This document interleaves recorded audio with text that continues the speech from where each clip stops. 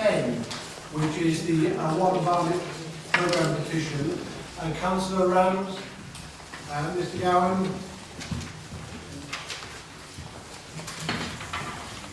At the last meeting,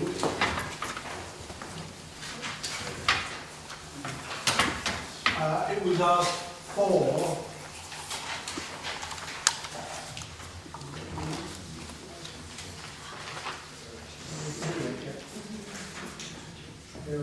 At the last meeting, we asked for, in reverse order, the Deputy Chief Executive to provide the committee with a list of details of all local authorities that have been visited.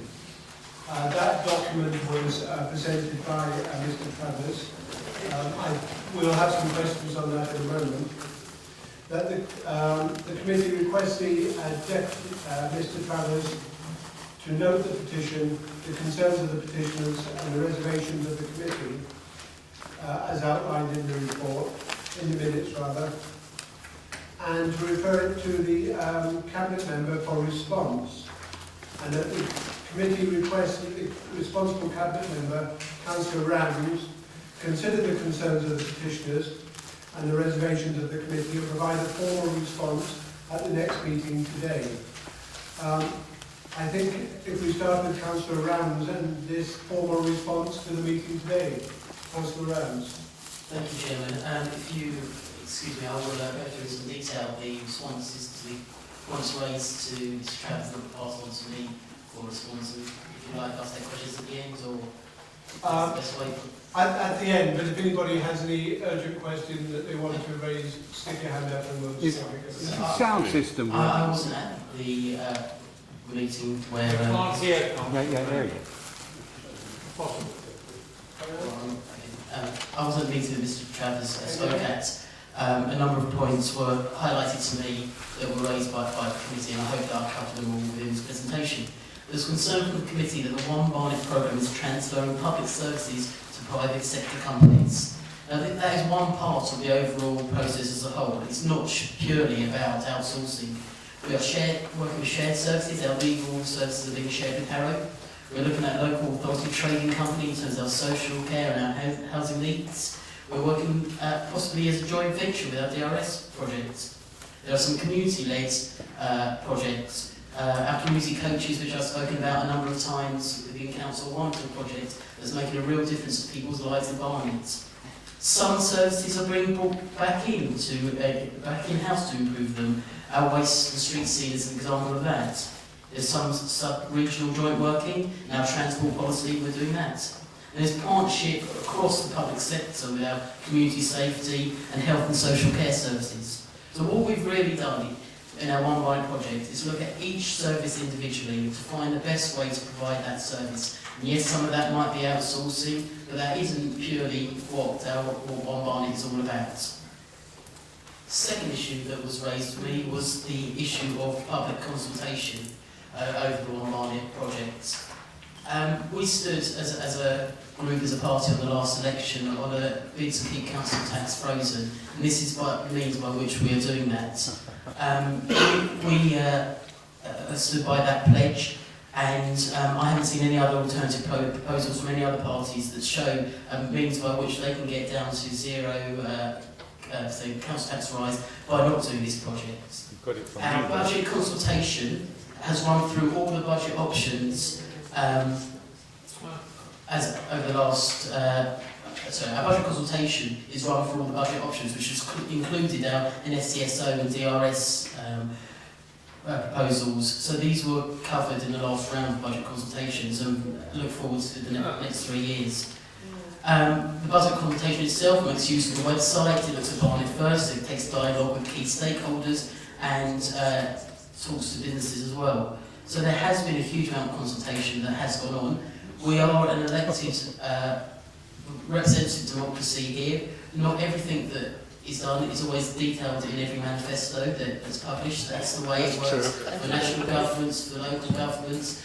Another example outside of One Barnet, Saracens, which has made a huge impact, I believe, for the benefit of residents of Barnet.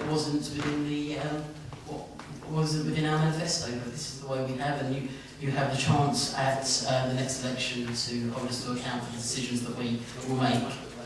We will.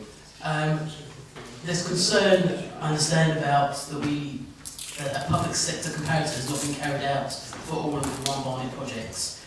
As I said before, we've looked at the best way of providing these services and we've gone through them methodically.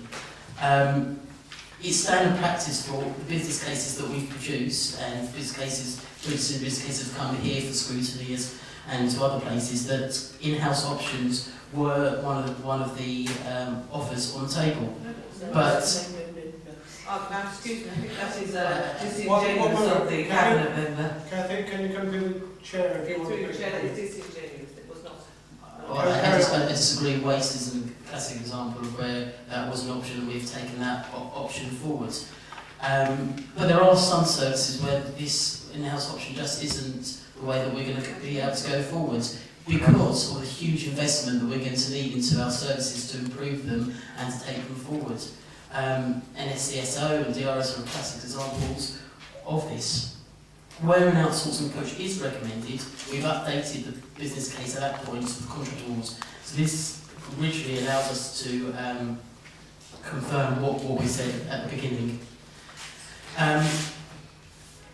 There was concern over the parking contract. It was another issue that was raised. It was questions that was not delivering envisaged savings, and there was currently issues with the performance. The parking contract is delivering anticipated savings. The purpose of this outsourcing was to increase the service operating costs, which has happened. As many members around the table know, we had a huge backlog on the machines maintenance costs, which we just in this current climate don't have the money to be able to spend on in bringing them up to standards. So during the early stages of the contract, there were some income level decreases, but this position has now improved. And it's important to note that we do not set target for parking incomes.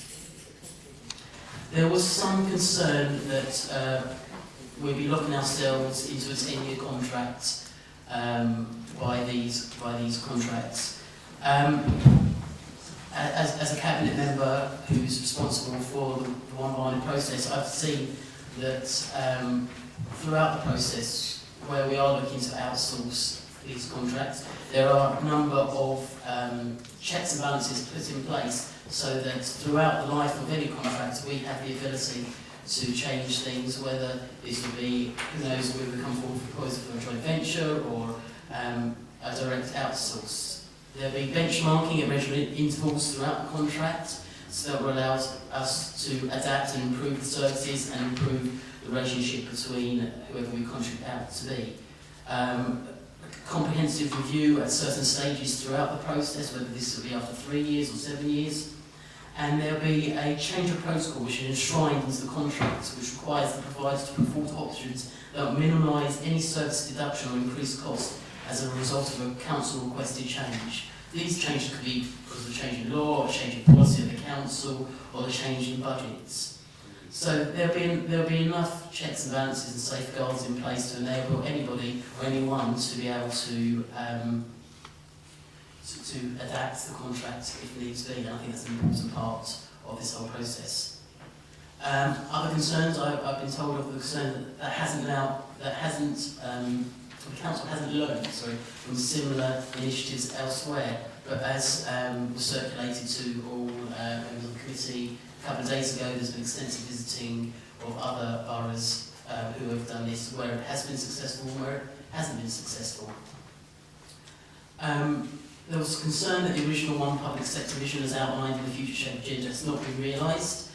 I have to hold my hands up, it isn't exactly how we envisioned it, but there has been a lot of sharing. We've shared with Harrow, as I talked about the legal services, we're active participants in the West London Alliance, and as Wave 2 comes into fruition, there'll be a lot of, hopefully lots of sharing of projects, whether that's back office services or anything else going forward.